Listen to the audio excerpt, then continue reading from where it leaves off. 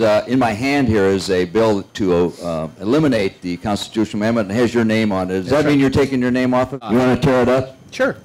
So that's why you tried to repeal it in 2009 was because of your concerns about the Lessard Council? Yeah, that's part of it. I mean, we have to see how this is working, and now you don't go backwards. We're going to leave it, and we're going to make sure that we appoint people to the council that will honor the original intent and make sure the money goes where it's intended, to produce productive wildlife hunting and fishing habitat.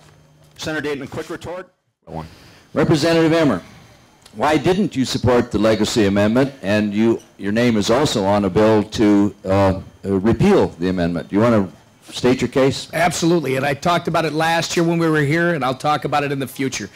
We don't agree on everything, and I didn't agree on putting the tax into our Constitution.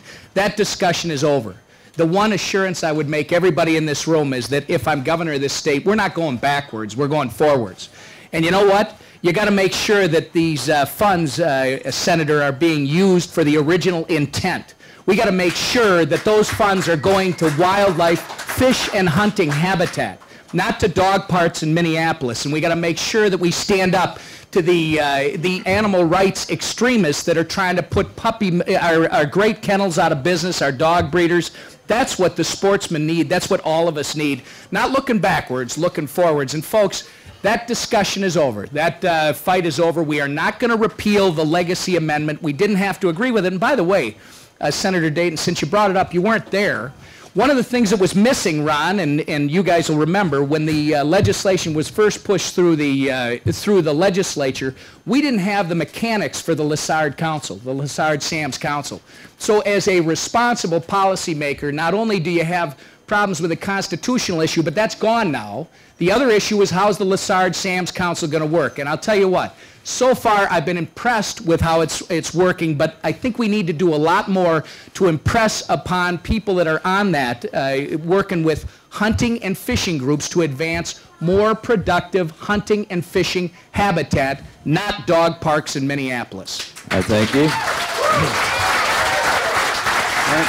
I have one little follow-up, Mr. Emmer, just because in my hand here is a bill to eliminate the constitutional amendment and has your name on it. Does that mean you're taking your name off of it? That's right.